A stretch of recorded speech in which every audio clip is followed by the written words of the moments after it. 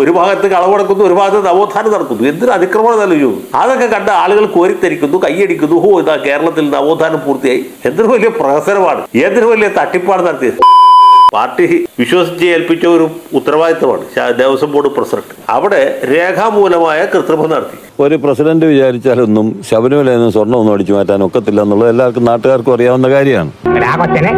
ഞങ്ങളങ്ങനെ മണ്ടന്മാരാക്കല്ലേ. സ്വർണം ചെമ്പാകുന്നു, ചെമ്പ് പിച്ചളയാകുന്നു, പിച്ചള പിന്നെയും ചെമ്പാകുന്നു. അങ്ങനെ പ്രഥമ ദൃഷ്ട്യാ തന്നെ അഴിമതിയാണ്, അല്ലെങ്കിൽ കൃത്രിമമാണ്, ഒരു കാശിന് കൊള്ളയില്ല, 9 കാശിന് ഉപദ്രവവും, മോഷണമാണ്, കൊള്ളയാണ് എന്ന് ബോധ്യമായിട്ട് കോൺഗ്രസ് ഭരിക്കുന്ന കാലത്തെ പോലീസ് അല്ല അറസ്റ്റ് ചെയ്യുന്നത്. സഖാവ് പിണറായി വിജയൻ ആഭ്യന്തര വകുപ്പിനോട് ചുമതലക്കാരനായിരുന്നു കൊണ്ട് നയിക്കുന്ന പോലീസ്, അല്ലെങ്കിൽ പി ശശി ഉത്തരവാദിത്വത്തോടെ ഭരിക്കുന്ന ആഭ്യന്തര വകുപ്പിന്റെ കീഴിലുള്ള പോലീസ് ഈ സഖാവിനെ അറസ്റ്റ് ചെയ്തു.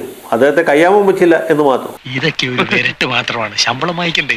ശ്രീ പത്മകുമാറിനെ CPM-ന്റെ പ്രത്യേകമായിട്ടുള്ള താല്പര്യത്തിലാണ് ദേവസ്വത്തിന്റെ പ്രസിഡന്റ് ആക്കുന്നത്. അതുകൊണ്ട് തന്നെ ദേവസ്വം പ്രസിഡന്റിന്റെ നിയമനത്തിലോ ദേവസ്വത്തിന്റെ ഫംഗ്ഷനിങ്ങിലോ പാർട്ടിക്കോ സർക്കാരിനോ പ്രത്യേകിച്ച് കാര്യമൊന്നുമില്ല എന്ന് പറയുന്ന ഒരു വാദം നിലനിൽക്കുന്നതല്ല. ഇനിയിപ്പോ എന്ത് ചെയ്യും? ഇനിയിപ്പോ ഒന്നേ ചെയ്യാനുള്ളൂ. പാർട്ടിക്ക് യാതൊരു ബന്ധമില്ല. ഞങ്ങൾക്കൊരു ബന്ധമില്ല. ആരാ പത്മകുമാർ? CPM-ന്റെ പത്തനംതിട്ട ജില്ലാ കമ്മിറ്റി അംഗം എന്നൊക്കെ പറയുന്നത് പാർട്ടിയായിട്ട് ബന്ധമുള്ള ഒരു പൊസിഷൻ അല്ല, മനസ്സിലായില്ലേ? ഇവരൊന്നും പാർട്ടിയിൽ ആരും അല്ല. എന്തൊരു തൊലിക്കട്ടി. അത് തനിക്ക് എപ്പോഴാണ് മനസ്സിലായത്? ഇപ്പോഴേ മനസ്സിലായുള്ളൂ. അപ്പൊ പത്മകുമാറിനെ അറസ്റ്റ് ചെയ്ത് 10 ദിവസമായിരിക്കും ശേഷവും അദ്ദേഹത്തിന്റെ പേരിൽ പാർട്ടി പ്രഥമ ദൃഷ്ട്യാ പോലും ഒരു കുറ്റം കാണുകയോ അല്ലെ അദ്ദേഹത്തെ അച്ചടക്ക നടപടിക്ക് വിധേയമായിട്ട് പാർട്ടിയിൽ സസ്പെൻഡ് ചെയ്യുകയോ അല്ലെങ്കിൽ മേൽ നടപടിക്ക് കമ്മിറ്റി രൂപീകരിക്കുക ഒന്നും ചെയ്യുന്നില്ല. അദ്ദേഹം ഇപ്പോഴും ജില്ലാ കമ്മിറ്റി മെമ്പറായിട്ട് ജയിലിൽ കിടക്കും. അതങ്ങനെ വരൂ, അതങ്ങനെ സംഭവിക്കൂ. അത് വളരെ കൗതുകരല്ല. അപ്പൊ അത് വിരൽ ചൂടുന്നത് എവിടേക്കാണ്? ഈ വലിയ സ്വർണ്ണ കൊള്ള നടത്തിയത് പാർട്ടിയുടെ അറിവോട്ടാണ്, പാർട്ടിയുടെ താല്പര്യപ്രകാരമാണ്. ഇതിൽ ആർക്കൊക്കെയാണ് ലാഭം ഉണ്ടായത്, അല്ലെങ്കിൽ പാർട്ടി ഫണ്ടിലേക്ക് എത്ര കിട്ടി എന്നുള്ള ചോദ്യത്തിന് മാത്രമേ ഇതിപ്പോൾ ഉത്തരം കണ്ടെത്തേണ്ടതായിട്ടുള്ളൂ. എന്റെ ദൈവമേ, അപ്പൊ കുടുംബടക്കം കള്ളന്മാരാണ്. ഇനി പോലീസ് കേസിൽ പത്മകുമാർ ഒഴിച്ച് വേറെ ആളുകൾ പ്രതിയാക്കുമോ എന്ന് ചോദിച്ചാൽ അത് ബുദ്ധിമുട്ടാണ്. കാരണം എന്ന് വെച്ചാൽ ഒന്നാമത് വലിയ നേതൃത്വത്തിലേക്ക് പോകാൻ പറ്റിയില്ല. പത്മകുമാറിനെ സംബന്ധിച്ചിടത്തോളം രേഖാപരമായ തെളിവുണ്ട് അദ്ദേഹം നടത്തിയ ആ കൃത്രിമങ്ങൾക്ക്. എന്റെ കഷ്ടകാലം എന്നല്ലാതെ എന്ത് പറയാൻ. അദ്ദേഹത്തെ പ്രതിയാക്കാൻ സാധിക്കും. നേരെ മറിച്ച് ഇതിന് പുറത്തുള്ള ഒരാളെ പ്രതിയാക്കണമെങ്കിൽ അത്ര എളുപ്പമല്ല. അതിന് തെളിവുണ്ടേ. വെറുതെ നമുക്കറിയാം ഇന്ത്യൻ ആളുകൾക്ക് ആയിരിക്കും ഇത് ചെയ്തതെന്നുള്ളത്. എങ്കിൽ പോലും ഇപ്പൊ കടകംപള്ളി സുരേന്ദ്രൻ ഇതിൽ ഏതെങ്കിലും തരത്തിൽ ഇൻവോൾവ് ആണോ എന്ന് നമുക്ക് വേണമെങ്കിൽ ധാർമ്മികമായിട്ട് അല്ലെങ്കിൽ വെറും യുക്തി ഉപയോഗിച്ചിട്ട് സംശയിക്കാം. എന്ത് പറ്റിയടാ? ചായ നെറുകന്തലേ കയറി ബ്ലോക്ക് ആയതാ. രാഷ്ട്രീയമായ ഉത്തരവാദിത്വം കടകംപള്ളിക്ക് ഒഴിഞ്ഞു മാറാൻ പറ്റിയില്ല. കാരണം പാർട്ടി നിയോഗിച്ച ആളുകളാണ് ഇതിന്റെ കമ്മിറ്റിയിലും മറ്റും കിട്ടുക. അപ്പൊ കടകംപള്ളിക്ക് ഒഴിഞ്ഞു മാറാൻ പറ്റില്ല, മുഖ്യമന്ത്രിക്ക് ഒഴിഞ്ഞു മാറാൻ പറ്റില്ല. അവർ കൂടി ആലോചിച്ചിട്ടാണ് ഇദ്ദേഹത്തെ അവിടേക്ക് നിയോഗിച്ചത്. കടലിൽ കിടന്ന കോണാനടുത്ത് കഴുത്തി ചുറ്റിയല്ലോ ദൈവം. പക്ഷേ ഇവരെ ക്രിമിനൽ ലയബിലിറ്റി എങ്ങനെ ഇവരുടെ മേലെ ചുമത്താൻ പറ്റും എന്നുള്ളൊരു ചോദ്യമാണ്.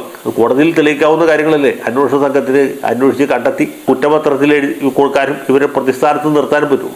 ആ രീതിയിലുള്ള തെളിവുകൾ കണ്ടെത്തുക എളുപ്പമല്ല. അല്ലെങ്കിൽ പിന്നെ ആ രീതിയിൽ അത്ര സൂക്ഷ്മമായ അന്വേഷണം നടക്കണം. ഈ സർക്കാരിന്റെ കീഴിൽ അങ്ങനെ ഒന്നും നടക്കുന്ന നമുക്ക് പ്രതീക്ഷിക്കാൻ പറ്റില്ല. ഇയാളെ ഇനി നമ്മൾ വിശ്വസിക്കൂല.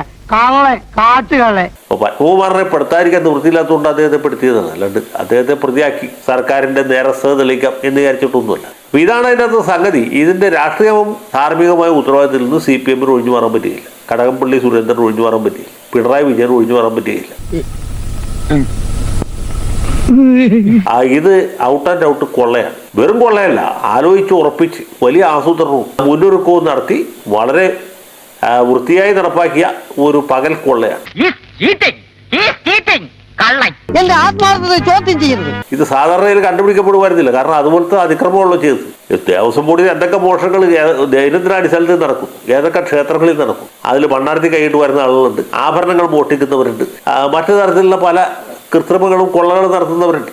ഞാൻ ഈ ഭക്ഷണത്തിന് വേണ്ടിയിട്ടുള്ള ഒരു ഏർപ്പാടാണ്, അല്ലാണ്ട് വേറെ. ഇപ്പൊ ശബരിമലയിൽ തന്നെ അരവണ പായസത്തിന് കരാർ കൊടുക്കുന്നതിൽ നടത്തുന്ന അഴിമതി, അല്ലെങ്കിൽ നെയ്ത്തേങ്ങയുടെ അഴിമതി, അതല്ലെങ്കിൽ അപ്പം വഴിപാടിൽ നടത്തുന്ന അഴിമതി. ഇതൊക്കെ ദിവസവും നടക്കുന്ന കാര്യങ്ങളാണ്. അതൊക്കെ മനസ്സിലാക്കാം.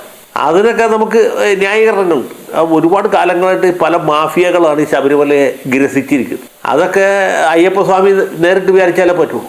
അത് നമ്മളാരും വിചാരിച്ചാലും തടയാൻ പറ്റും എന്ന് പറയാൻ ഞാൻ ആഗ്രഹിക്കുന്നു. പക്ഷെ ഇത് എന്ന് പറഞ്ഞാൽ എത്ര വിദഗ്ധമായിട്ടാണ് അതിന് പ്ലാൻ തയ്യാറാക്കും, പദ്ധതി തയ്യാറാക്കും, ആസൂത്രണം ചെയ്യും, രേഖകളിൽ കൃത്രിമം നടത്തും. അത് കഴിഞ്ഞ് ഈ സ്വർണം എല്ലാവരും കാണെ അഴിച്ചുകൊണ്ട് പോകും.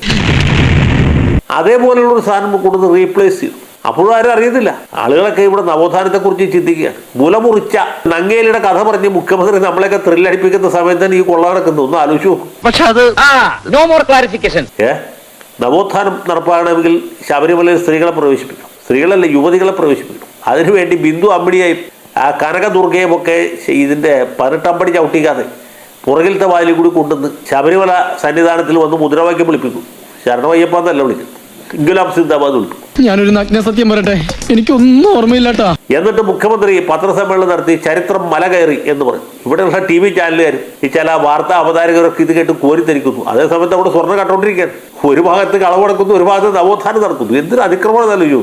അതാ പ്രകൃതം, എന്താ ചെയ്യാ, ഒരു ജന്മം. അതൊക്കെ കണ്ട് ആളുകൾ കോരിത്തരിക്കുന്നു, കൈയടിക്കുന്നു. ഇതാ കേരളത്തിൽ നവോത്ഥാനം പൂർത്തിയായി, നാരായണ ഗുരുദേവൻ ഇതാണ് സങ്കല്പിച്ചത് എന്നൊക്കെ പറഞ്ഞു കഴിഞ്ഞാൽ എന്തൊരു അതിക്രമമാണെന്ന് ആലോചിച്ചു. എന്തൊരു വലിയ പ്രഹസനമാണ്, എന്തൊരു വലിയ തട്ടിപ്പാണ് നടത്തിയത്. ഈ പണ്ടാരം പിടിച്ച നാട്ടിൽ ഇനി ഞാനില്ല. എന്തത് കൊള്ളക്കാര നാടാ.